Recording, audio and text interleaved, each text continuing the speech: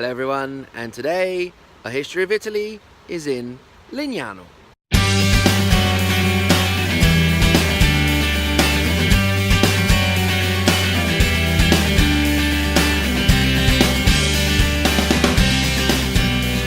Buttando il proprio cuore al di là di ogni ostacolo, sapendo... Legnano is a town northwest of the city of Milan.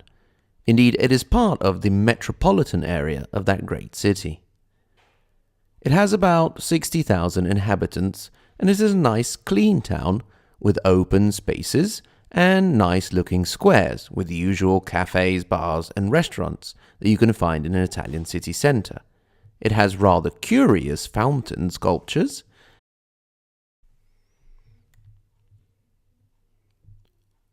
and even more curious statues.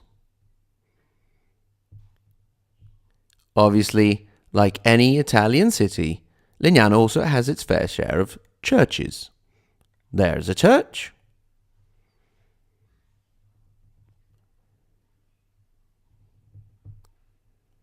And there's a big-looking, nicely painted church, the Basilica of the city. Perhaps the city's most prominent landmark is the Castello Visconteo.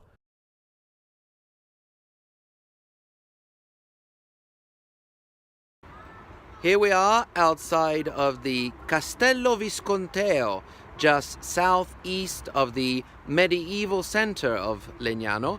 The castle was built between the 13th and 14th centuries. It is surrounded by a lovely park, and it's on a natural island created by the Olonda River.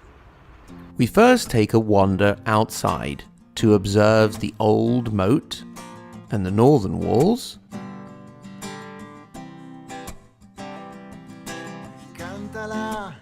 And then have a look at the lovely park, bathed in winter sunshine.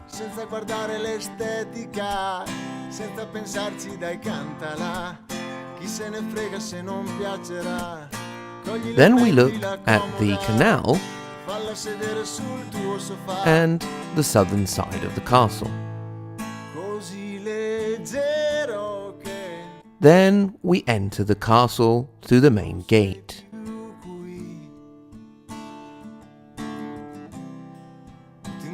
I've always wanted to spend some time, if not even live in a castle. And the quaint little house that I found inside there on the left side wanted to make me knock and see if I could have a cup of tea with them. As I toured the internal courtyard, I couldn't help think that this castle was more likely to have been a defense against other Italian cities than foreign invaders. And not only that, but the flags of the different contrade, the different areas of the city, reminded me that not only was city divided from city, but there were internal, sometimes even violent divisions within a city itself. Inside the castle, as well as some interesting frescoes, we find three important paintings by Gaetano Previati, representing the famous Battle of Legnano, as the troops of the municipalities against Frederick Barbarossa gather in prayer around the Carroccio. Then we see the scenes of the battle.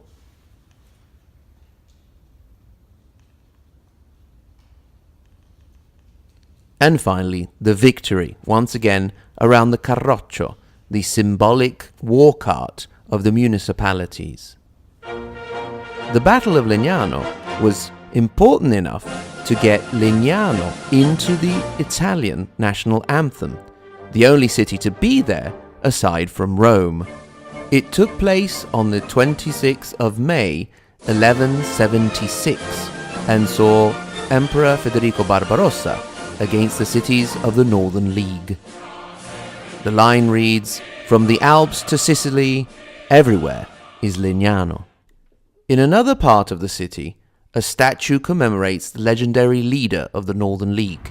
We are here in front of the statue of Alberto da Giussano, the legendary hero of the famous Battle of Legnano.